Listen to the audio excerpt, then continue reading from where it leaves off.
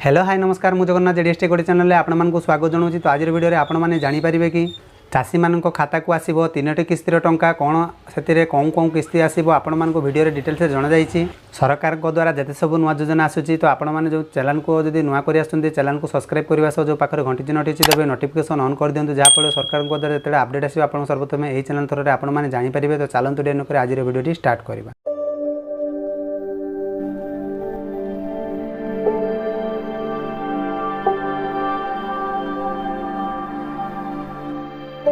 PM किसान योजना अधीन चाषी लगी आसला बहुत बड़ खुशी खबर आसवाक जाऊँगी 3टी योजना टंका जानिले आपण मैंने खुशी हे कौन रही आज अपडेट संपूर्ण तथ्यटी आपण मैंने जानवे। तो आपण मैंने जानिथिबे कि देशर कृषक कल्याण पाई केंद्र सरकार अनेक योजना कार्यकारी करिसेंती। फसल सहायता ठारू आरंभ करी कृषक मानक आर्थिक सहायता जोगाया पाई अनेक योजना उपलब्ध। कृषक मानकर कल्याण को गुरुत्व दे सरकार आगको बढ़ुचंती। तो आपण मैंने जानिथिबे कि सारा देश में कोटी कोटी कृषक अनेक सुविधा पाई आसुचंती किंतु सठिक बुझामणार अभाव हेतु किछि चाषी पाखरे योजनार लाभ पहुंची पारुनाई। कृषक मानक पई 3टी गुरुत्वपूर्ण योजना विवरणी और सुविधा बाबद में आमे आपण मानकु जणैबु। तो वीडियो को बिना स्किप शेष पर्यंत देखंतु देखिले आपण संपूर्ण तथ्यटी जानि पारिबे। केंद्र सरकार को कृषक आय बढ़ाया पाई सरकार अनेक कार्यक्रम करि आसुला बेले किसान क्रेडिट कार्ड मध्ये कृषक मानकु एही कार्ड माध्यम रे स्वल्प सुधरे ऋण मध्ये देई थाए। फसल अमल पाई चाषी को टंका किंबा समस्या संचय करिवारे सहाय्य करिवा पाई केंद्र सरकार किसान क्रेडिट कार्ड मध्ये योजना प्रणयन करिसंती। तो किसान क्रेडिट कार्ड योजना माध्यम रे कृषि ऋण सरकारी सब्सिडी आकार रे वार्षिक 4% सब्सिडी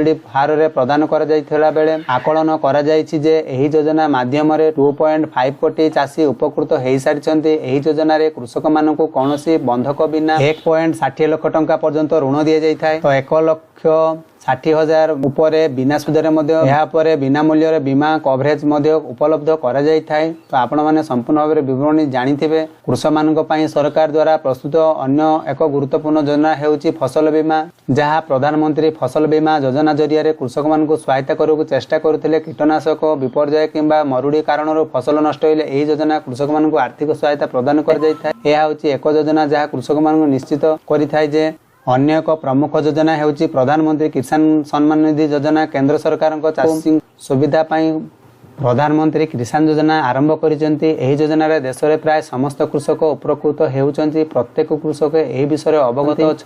तो आपण माने जानिथिबे कि प्रधानमंत्री किसान सम्मान निधि योजना अधीन रे कृषक मानकु फसल सहायता भाव में वार्षिक 6,000 टंका दिया जाइथाय। केंद्र सरकार एही 6,000 टंका को 3टी किस्ती रे चाषी अकाउंट को जमा करिता जहाँकि आपण मैंने 16तम पांठी एक रिलीज करा जाइथिला बेले वर्तमान सुधा जो 17तम पांठी पई आपण मैंने अपेक्षा करछन्ती। आगामी सप्ताह रे आपण मानकर बैंक अकाउंट रे क्रेडिट हेई पारिबो जा गणमाध्यम रिपोर्ट अनुसार सूचना रही।